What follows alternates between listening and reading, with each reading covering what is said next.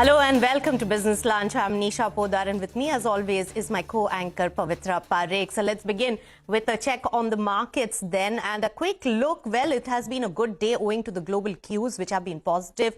Oil cooling off by a slight bit is also a very big confidence boost for the market. So at the moment, Nifty 50 0.43% up in trade. Of course, cooled off in the last few minutes of trade to a fair bit. In fact, keep an eye out on the trend if it's at all changing. As far as the bank Nifty is concerned, that is showing a good amount of outperformance of financials really leading the charge, and 1.4% up on the bank Nifty. Mid caps are showing underperformance today after outperforming for a few trading sessions earlier when the markets were weak, and today on the flat line with a green bias. But despite that, advanced decline ratio in the market breadth is on the positive side. Of course, oil is one important factor. Oil marketing companies have been gaining, but big boy Reliance Industries is not participating in the market and is down in trade at the moment. So in terms of some of the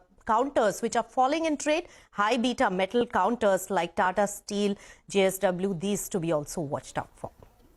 Oh, absolutely. So we're seeing actually quite a broad-based recovery even across the global markets, right? So the Nikkei markets are up 2.3%, doing very well over there. You have Taiwan also, which will come up for you, gains of over 1%. So it's looking like quite a global recovery that we're seeing. Cement continues to pile on to the gains that we saw yesterday. So you have some of the bigger names up on your screen. Banks are doing well. IT is doing well for a change. And then you have the entire oil impact playing out. So the paint companies will be up on your screen. You also have the likes of HPCL, BPCL, all of these which are clocking in good gains. So BPCL for now, for instance, up 3.5%. On the downside, in addition to what Nisha mentioned for the metal names, you have some of the FMCG names. And in the past few minutes, you've seen pharma. The index is also in the red, but some of the larger pharma names, the likes of Sun, also seeing some cuts. So that's what's going on with the market action. But let's now talk about the big news today. Crude prices have slipped around 5% overnight, with Brent currently trading below the $90 a barrel mark. It's currently at around 88. Manisha standing by to take us through all of the details and tell us what has really taken crude price lower.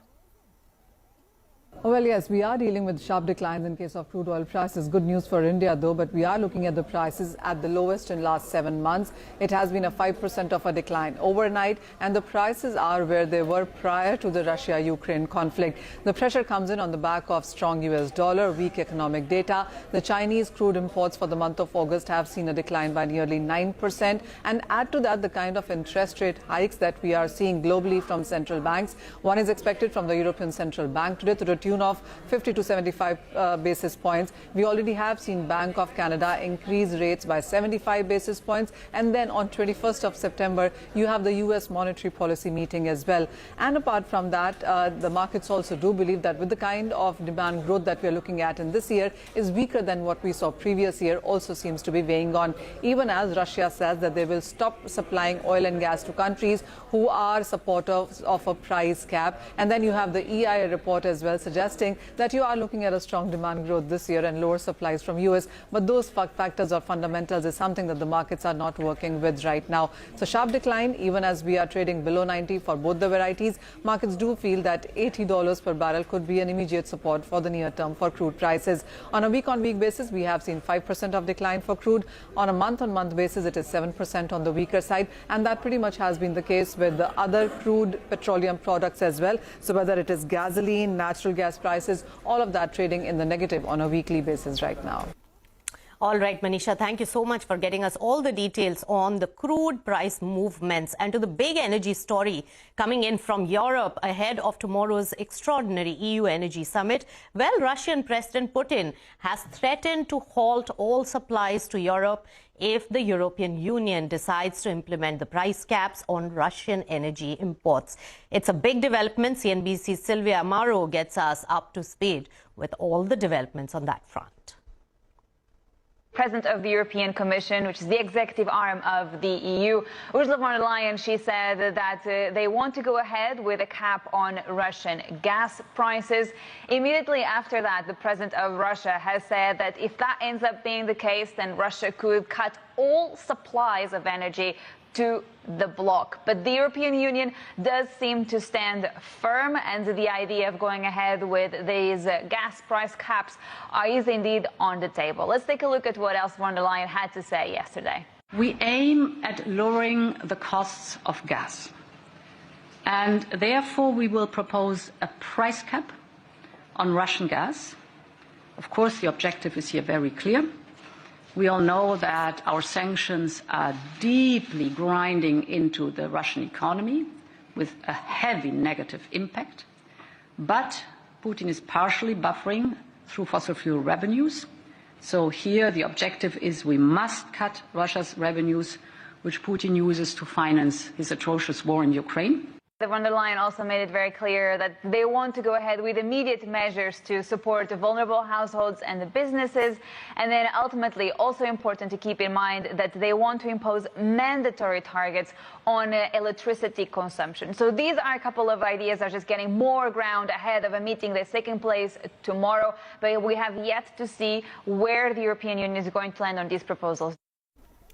All right, all eyes really on that European gas summit that we're tracking very closely. Sylvia, thanks a lot for bringing us the latest. But sticking with this and the oil prices overall, a Bloomberg report now states that China is buying LNG from Russia at half the price. Sonal is here to take us through the highlights of this report. Sonal? Thank you so much for that. Well, a lot of interesting stuff that is happening in the global gas markets. And now a Bloomberg report is suggesting that China is buying LNG from Russia at half the price of the spot prices that we are talking about. Of course, China has been a buyer since the time Russia-Ukraine crisis started. And now they've signed a tender last week itself. And the supply will come in from the Sakhalin project. This is in Far East Russia. It will go to China. And as per the tender, the prices will be half of the spot LNG prices that we've been talking about, and which are at a record high level. Now, China is able to secure cheaper supply and resell these shipments to Europe at a profit. So basically, China is at an advantage here in this current scenario. Earlier, Japan and South Korea, they were the traditional buyers from that Sakhalin project. But since the time the war broke out, both Japan and South Korea actually stopped taking those supplies from Russia. Now, China's LNG imports from Russia, they surged to highest level in at least 2 years. And that is as per the data for the month of August itself. So China has become a big buyer of Russian gas as well. And Chinese importers are diverting these cargoes to Europe at a hefty profit as well. So it is definitely a win-win for China in this particular case. All right, Sonal, thanks so much for getting us all those important details. It's a global warfare for energy security, clearly. That's one cue, but the second one is definitely the rising cost of funds and shifting focus to those important developments coming in from the global market. Well, the European Central Bank is due to announce a key rate decision later today. And the ECB is expected to front-load a series of rate hikes, with analysts largely expecting a 75 basis points hike today. CNBC's Sylvia Amaro joins us back to get us all the details on the ECB expectations. All eyes on the central bank. Indeed, the expectation is that they will increase interest rates, but indeed the question is by how much? 50 or 75 seems to be the big debate right now. And so I just want to show you a couple of the most recent comments from ECB officials, starting with the French Central Bank governor. He said recently that another significant step in terms of interest rate increases will take place this month. This was after the ECB said in July they was increasing rates by 50 basis points. Now, the Latvian Central Bank governor has also said that the discussion today is going to be between 50 and 75 basis points, also sounding quite hawkish in recent weeks. I also want to show you some remarks from Isabel Schnabel. She also plays a pivotal role in the ECB. She has said that central banks need to act forcefully. This after the latest inflation print out of the Eurozone put inflation, headline inflation, above 9% in the month of August. So it's also a question of credibility here for the ECB, and let's see how the markets will take the decision later on today. Finally, the Austrian Central Bank governor also said that the minimum in terms of increasing rates today should be 50 basis points. So indeed, this is the big debate for the central bankers as they gather in Frankfurt later later on today. But another interesting point to look at from the ECB is the macroeconomic picture. The ECB will be releasing inflation and GDP forecasts later on today, and will be key to understand whether the central bank now thinks that there will be a recession in the Eurozone either this year or next year. And then, of course, when does it expect peak inflation? Sylvia, thanks a lot for that. So that is a crucial decision that we're waiting by for. Consensus is that we might get a 75 basis points hike. But the global economy seems to be in quite a spot, with Europe dealing with an inflationary energy crisis, while the United States, of course, like we've been pointing out, is staring at a tightening of monetary policy by the Fed. Amid all of this, Lata caught up with economist Meghnad Desai and began by asking him how the inflation and a possible stagflation problem could best be dealt with. So let's listen in to what he had to say. So 70s to about end of 80s, we had a serious inflationary crisis. All the countries had inflationary crisis. The paradigm changed from Keynesian economics to monetary economics. You know, we had full employment, then unemployment became the cure for inflation, and everybody was caught into it. It's a global problem. Yes. The global problem was triggered by an energy price rise. Yes. Very much like at present, oil price quadrupled, you know, when the OPEC people. Early 70s. Yeah. Oil price had not changed from 1918 to 1972. Oh, okay. And it quadrupled. Partly because the dollar had depreciated when America went off the dollar gold thing. Gold standard. But, you know, think of gold was $35 an ounce, and what price it is right now. Yes. You know, we have lived through a lot of inflation. But it didn't go away very quickly. For a while we tried Keynesian policies and so on, Phillips curves and all. But ultimately, the monetarists came to power in the 1980s. Ronald Reagan, Margaret Thatcher, Helmut Kohl. Paul Volcker. And Paul Volcker. And Paul Volcker got in there and increased interest rates like nobody's business. And the idea was, without real pain, there is no cure to inflation. Oh. There are no easy ways out of stagflation. And in a sense, we learned a lot at that time. I mean, the new Prime Minister of Britain, Liz Truss, thinks Margaret Thatcher cut taxes. Margaret Thatcher did not cut taxes till after a third victory. Oh, okay. You know, in the late 1980s, you know, she allowed Nigel Lawson to cut taxes. But until then, they paid unemployment benefit out of North Sea oil, out of selling national industries. National assets, yes. Railways. All that money disappeared in paying unemployed. But that was a cost of fighting inflation, and that cost had to be borne. And you can catch the entire conversation at 5:30 p.m. today only on CNBC-TV18. All right, with that, we'll slip into a short breather on this edition of Business Lunch. But when we return, remember, the Indigo co-founder Rakesh Gangwal begins selling stake in Interglobe Aviation. Details after a very short break.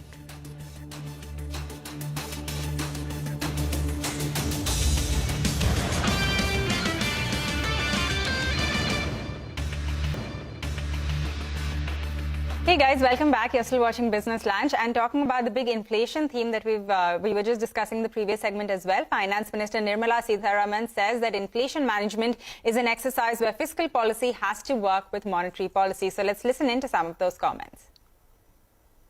India's solution to handling the economy, part of which is handling inflation also, is an exercise where the fiscal policy together with the monetary policy has to work.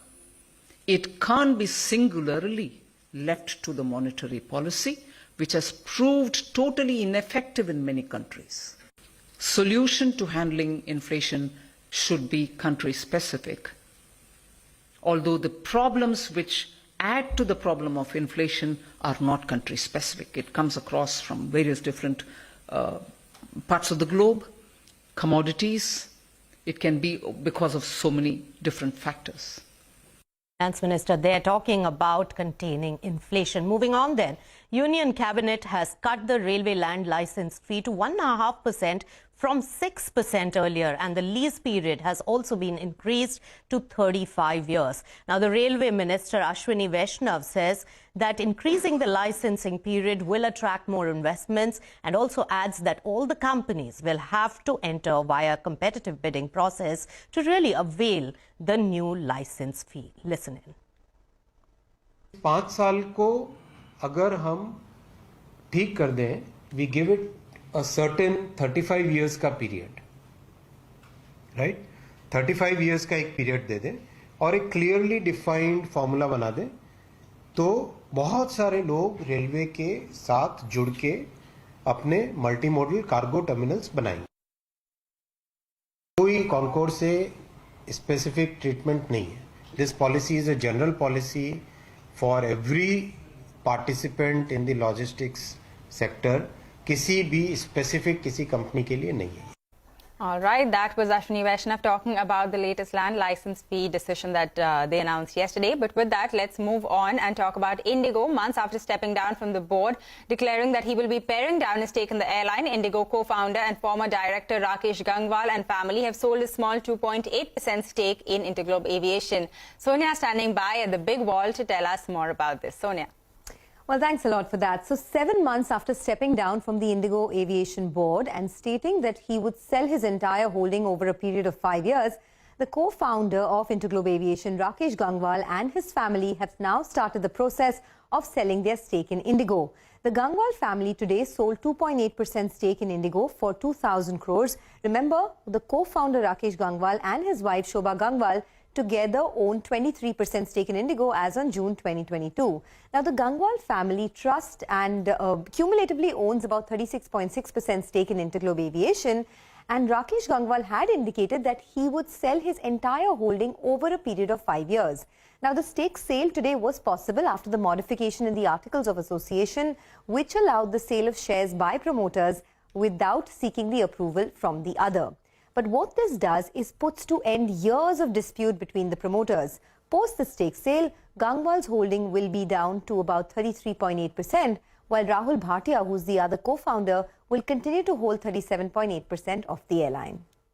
All right, Sonia, thanks so much for all those important details on this corporate development in Interglobe Aviation. And that stock is under pressure today because of the supply of paper, and the overhang of 5 years of promoter really reducing the stake could also be one thing to be watched out for. Let's now move on to a CNBC-TV18 exclusive. Then sources tell us that IRDAI has dropped the proposal for mandatory disclosure of the commissions on policy documents. Yash Jain, my colleague, has been tracking this very, very closely and joins us with all the details on this development. Yash. Well, very recently, CNBC-TV18 had reported that the insurance regulator IRDAI was considering mandating insurance agents to disclose the commission which they receive on each policy on the policy document itself. The latest that we've been given to understand here is that after facing a stiff resistance from the largest life insurance company, that is LIC, as well as the agents community, the insurance regulator has decided to withdraw this particular proposal as of now. The thought after a wide consultation that was formed at the insurance regulatory body was that insurance agents are very crucial at this stage for expanding the distribution, for taking the penetration higher, and if this proposal of mandating the insurance commission and disclosing them on the policy document is brought into regulations, then it will discourage that entire agent community, impacting the business negatively for the industry, for a lot of insurance companies which have a large dependence on insurance agents for the distribution. All right, Yash, thanks a lot for getting us all of the latest on this story. But with that, we're going to get into a short break now. But on the other side, Apple releases 4 power-packed iPhone 14 variants and a whole array of smartwatches. All of the details for you in just a bit.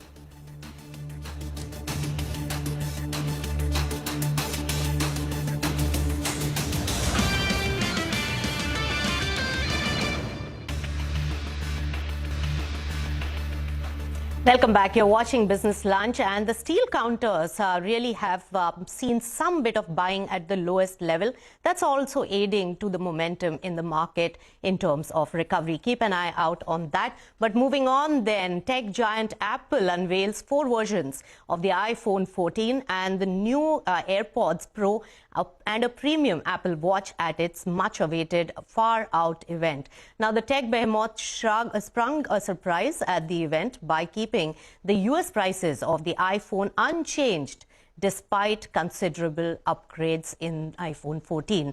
Now, CNBC's Steve Kovac joins us to sum up on the launch and what he makes of it. Steve.